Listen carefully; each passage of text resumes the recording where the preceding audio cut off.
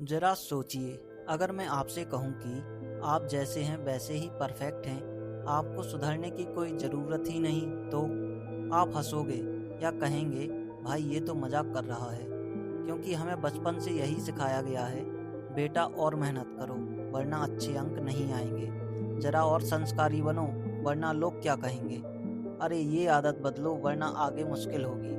लेकिन अष्टवक्र गीता के तीसरे अध्याय में अष्टवक्र राजा जनक को एक राज की बात बताते हैं कि असली आत्मा तो पहले से ही निर्दोष है, उसमें कोई दोष है ही नहीं। अष्टवक्र कहते हैं तुम आत्मा हो, आत्मा ना पापी है ना पुण्यात्मा है, वो तो बस साक्षी है, गवाह है। दोष तो सिर्फ शरीर और मन पर है, आत्मा पर नहीं। इसे ऐसे समझिए, मान लीजिए आपके पास एक साफ आईना है। आईने के सामने कोई गंदा चेहरा आता है, आईना दिखा देता है, कोई सुंदर चेहरा आता है, वो भी दिखा देता है। लेकिन क्या आईना खुद गंदा हो गया? नहीं, आईना तो हमेशा साफ रहता है। ऐसे ही आत्मा है, वो आईने की तरह है, वो बस प्रतिबिंब दिखाती है, लेकिन खुद कोई दोष नहीं लेती। अब आप सोच रहे होंगे, अगर आत्मा निर्दोष है तो फिर पाप पुण्य का हिसाब कौन रखता है? तो इसका जवाब है वही जो गोलगप्पे खाने के बाद मिर्ची लगाने का हिसाब रखता है, यानी शरीर और मन। आत्मा तो बस देखती है, एंजॉय द शो। तो अगली बार अगर मम्मी कहें बेटा तू बड़ा आलसी है, तो बस हंसकर कहिए माँ आलसी तो मेरा शरीर है, आत्मा नहीं।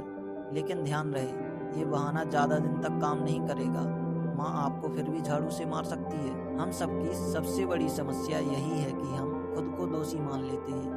मुझसे ये गलती हो गई, मैं अच्छा इंसान नहीं हूँ, या मुझसे लोग दुखी हैं। लेकिन अष्टवक्र कहते हैं गलती शरीर करता है, दुख मन महसूस करता है, पर आत्मा वो तो साक्षी है, निर्दोष है, यानी असली मैं हमेशा साफ, पवित्र और मुक्त है। ये सोच गेम चेंजर है, क्योंकि जैसे ही आप मान लेते हैं कि आप दोषी नहीं हो सकते, तो अपराध बोध, शर्म और डर सब खत्म होने लगते हैं। ओशो ने इस विषय पर एक शानदार कहानी सुनाई।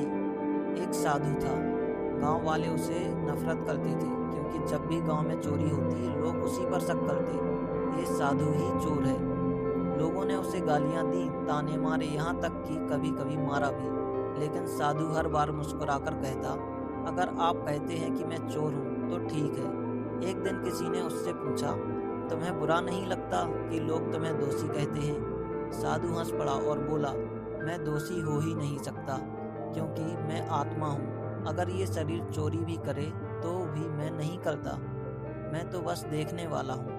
ओशो कहते हैं यही तीसरे अध्याय का सार है। जब तुम अपने आप को आत्मा मान लेते हो तो तुम्हें कोई दोष छू भी नहीं सकता। लोग चाहे जो कहें, तुम निर्दोष ही होते हो। ऑफिस में बॉस गाली दे दे, तू कामचोर है, अंदर से याद करो, काम चोरी शरीर करता है, आत्मा नहीं। बॉस को ये लाइन मत सुनाना, नौकरी जा सकती है। दोस्त कहे तू भरोसे लायक नहीं है, गहराई से सोचो, भरोसा तो मन का लेन देन है, आत्मा तो बस साक्षी है। अपनी गलतियों का बोझ उठाना, जैसे मुझसे ये बुरा काम हो गया।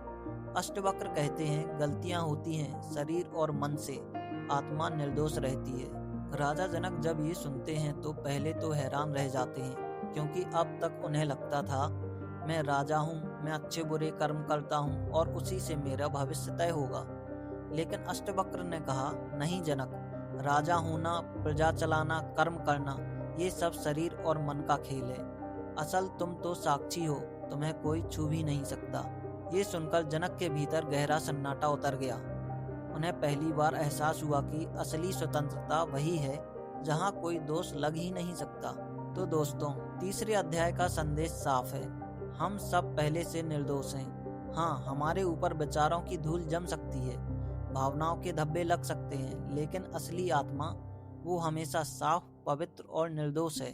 सोचिए, अगर हम सब ये मान लें कि हम दोषी हैं ही नहीं, तो जीवन कितना हल्का हो जाएगा। गलतियों से सीखेंगे, लेकिन बोझ नहीं ढोएंगे।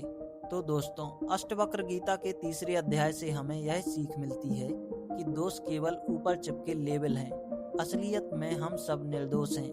अब सवाल ये है, क्या आप भी इस निर्दोषता को जीने की हिम्मत रखते हैं?